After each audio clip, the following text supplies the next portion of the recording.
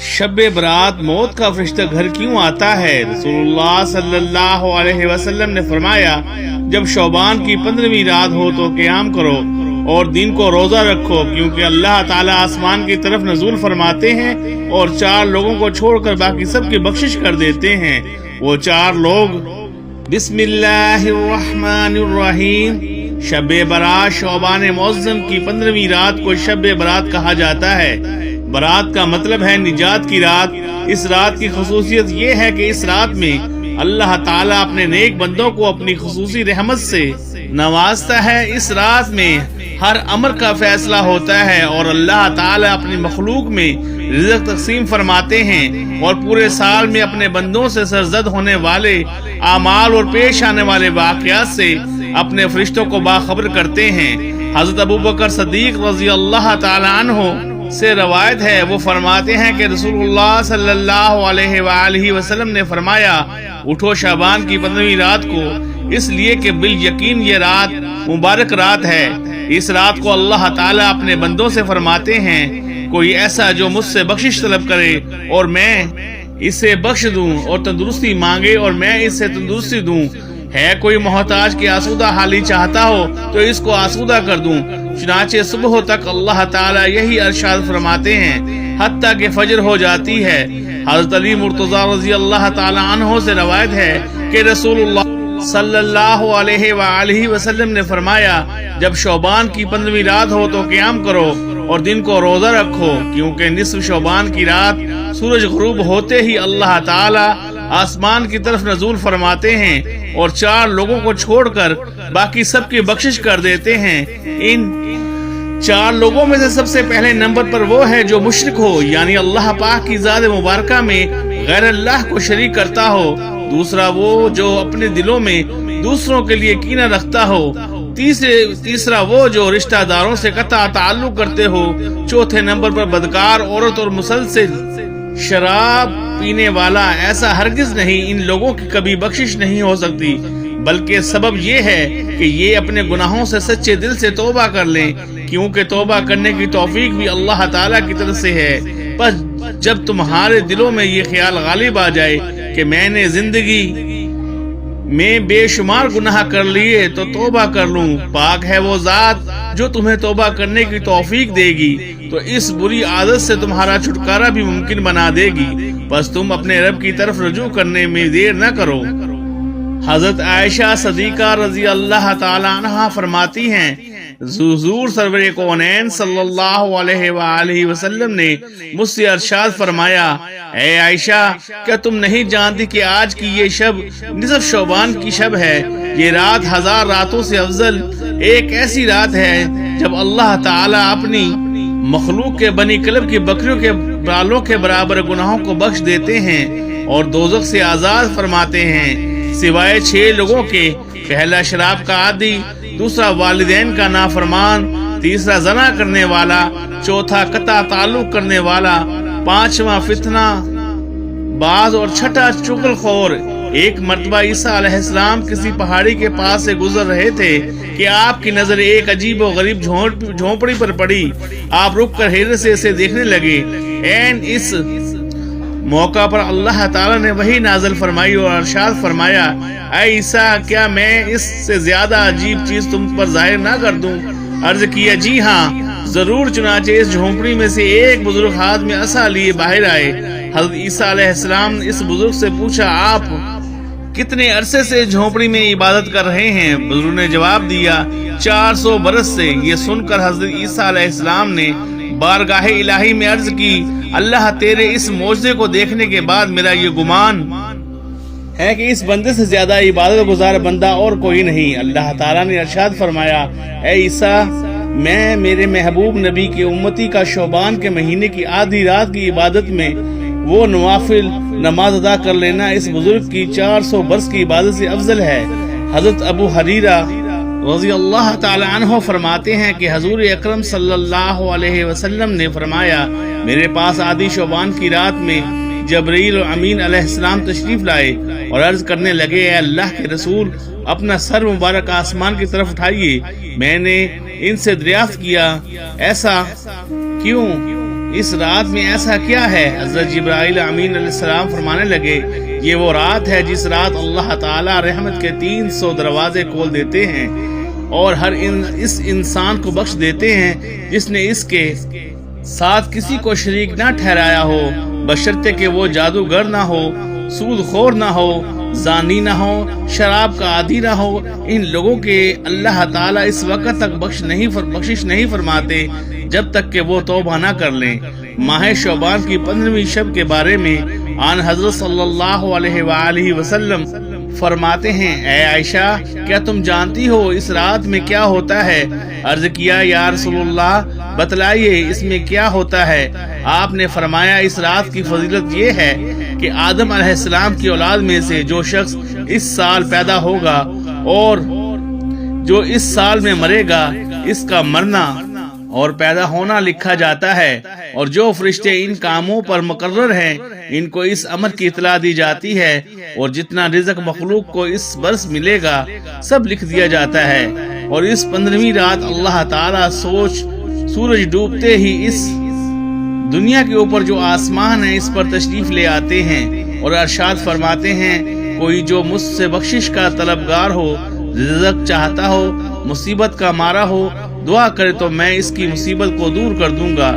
اسی طرح صبح ہونے تک ارشاد فرماتے ہیں بس بندوں کو چاہیے کہ اس رات خوب عبادت کریں، اپنے گناہوں کی معافی مانگیں اور 15ویں کا روزہ رکھیں۔ اللہ تعالیٰ اس رات میں اپنی مہربانی سے بے شمار بندوں کو بخش دیتا ہے، مگر کافر، مشرک، کینہ رکھنے والا اور قاتل کو نہیں بخشتا۔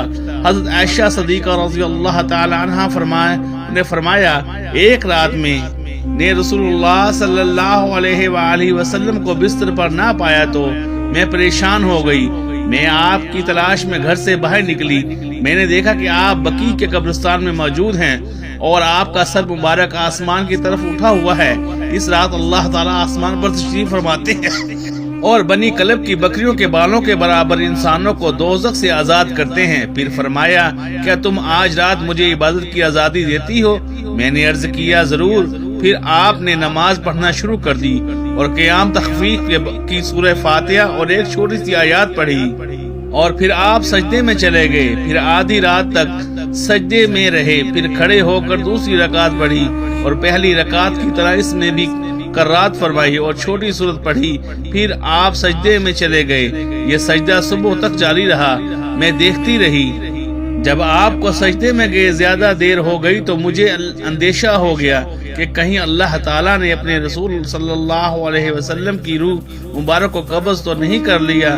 پھر جب میرا انتظار طویل ہو گیا، بہت دیر ہو گئی، تو میں آپ کے قریب پہنچی اور میں نے رسول اللہ کے طلبوں کو چھوا تو آپ نے حرکت فرمائی، تو میں نے خود سنا آپ سجدے کی حالت میں یہ الفاظ ادا فرما رہے تھے الہی میں تیرے عذاب، تیری عفو اور بخشش کی پناہ میں آتا ہوں، تیرے قہر سے تیری رضا کی پناہ میں آتا ہوں، تجھ ہی سے پناہ چاہتا ہوں، تیری ذات بزرگ او برتر ہے، میں تیری شایان شان ثنا بیان نہیں کر سکتا، تو آپ ہی اپنی ثنا کر سکتا ہے اور کوئی نہیں کر سکتا۔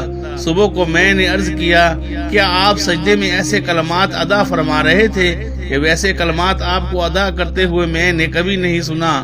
حضور نے دریافت فرمایا کیا تم نے ادا کر لیے؟ میں نے عرض کیا جی ہاں۔ آپ نے فرمایا خود بھی یاد کرو اور دوسروں کو بھی سکھا دو، کیونکہ جبرائیل امین علیہ السلام نے سجدے میں مجھے ان کلمات کو ادا کرنے کا حکم دیا تھا۔